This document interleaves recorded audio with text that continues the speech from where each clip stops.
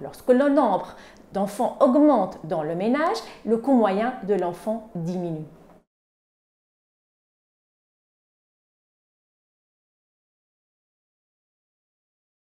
Je m'appelle Nesrine El Emayem, je suis chercheuse et doctorante à l'ULB. Je travaille sur l'élaboration d'une méthode objective de calcul des pensions alimentaires en Belgique. Les parents ont une obligation envers leurs enfants, subvenir à leurs besoins. On parle de l'obligation alimentaire. Cette obligation s'exécute de deux façons, directement en nature ou indirectement via le paiement d'une pension alimentaire. En Belgique, il n'y a pas une méthode obligatoire de calcul des pensions alimentaires. Les juges donc disposent d'une grande liberté en la matière. Les pensions alimentaires sont fixées dans la plupart des cas arbitrairement, d'où l'utilité d'une mise en place d'une méthode objective de calcul des pensions alimentaires. C'est l'objectif de cette étude. On a besoin de ces deux notions pour calculer la pension alimentaire brute. Cette dernière se calcule comme la différence entre le financement direct et le financement du net. Le financement direct est le financement qui s'opère pendant la garde. Il dépend premièrement de la répartition du temps de garde entre les deux parents et deuxièmement des dépenses qui sont engagées pendant la garde. En d'autres termes, des coûts spécifiques de l'enfant relatifs aux différents types de dépenses, donc coût de l'enfant en alimentation, habillement, santé, etc. Alors, le financement dû est le financement qui doit être supporté par le parent, étant donné, premièrement, ses facultés contributives globales et deuxièmement, le coût global de l'enfant. Alors, contrairement au coût spécifique de l'enfant relatif aux différents types de dépenses, le coût global de l'enfant concerne le coût de l'enfant, toute catégorie de dépenses confondues. Alors, le coût global peut être réparti en coût monétaire ou coût direct. Il s'agit de la part du budget qui est attribuable à l'enfant et le coût monétaire, c'est-à-dire le coût du temps passé avec ou pour les enfants. Alors, dans le cadre de mon étude, je m'intéresse seulement au coût monétaire. Alors, le coût direct représente l'ensemble des dépenses qui sont attribuables à l'enfant. Pour estimer le coût direct, la première idée qui peut venir à l'esprit est d'additionner les dépenses qui sont spécifiques à l'enfant. Alors, cette démarche est problématique. Elle sous-estime le coût de l'enfant. En effet, les enquêtes statistiques donnent peu d'informations sur les coûts spécifiques de l'enfant.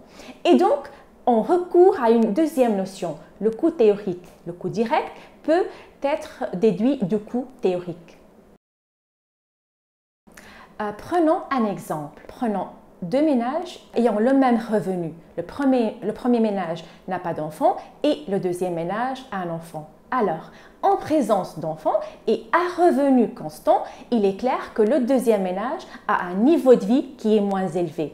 Alors, ce dernier a besoin d'un accroissement de revenus pour avoir le même niveau de vie que le premier ménage. On appelle cet accroissement de revenus le coût théorique de l'enfant. Alors, pour estimer le niveau de vie d'un ménage, on se base sur des indicateurs de niveau de vie. Dans mon étude, je me base sur la méthode Engel, qui considère la part des dépenses alimentaires dans le budget comme un indicateur de niveau de vie.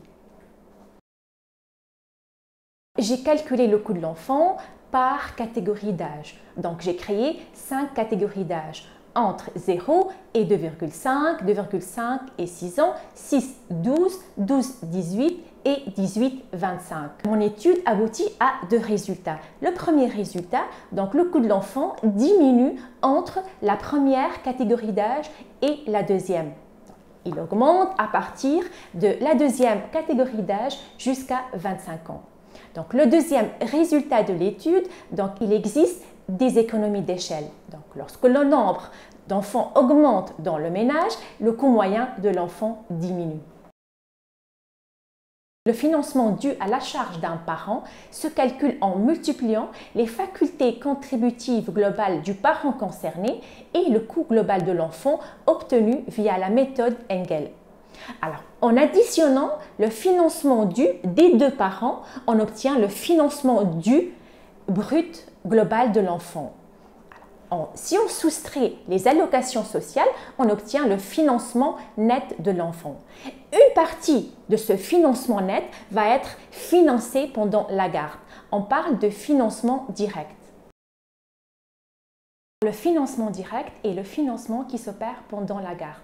Alors, la première idée qui vient à l'esprit est de multiplier le financement du net total de l'enfant par le temps d'hébergement.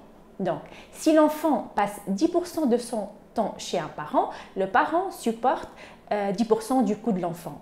Donc, cette démarche est problématique. Pourquoi? Parce qu'on ne prend pas en compte le type de dépenses engagées pendant la garde.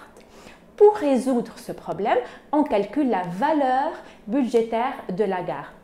Et donc, le financement direct est calculé en multipliant le financement du net total par la valeur budgétaire de la garde.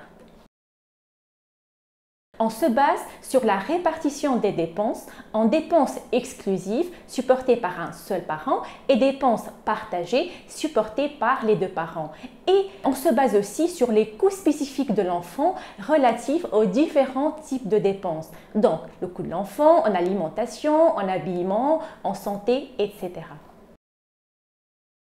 Pour calculer les coûts spécifiques de l'enfant, je me suis basée sur la méthode Preuss-Acker. En se basant sur cette méthode, j'ai pu obtenir la répartition du coût de l'enfant entre les différents types de dépenses. Alors, le coût de l'enfant, l'alimentation, habillement, etc. Par exemple, j'ai trouvé que le coût de l'enfant en alimentation vaut 9%. Ceci veut dire qu'une famille ayant un enfant a besoin d'un accroissement de ses dépenses de 9% pour l'alimentation. La méthode est simple. Donc, peu de paramètres sont requis pour calculer le montant de la pension alimentaire.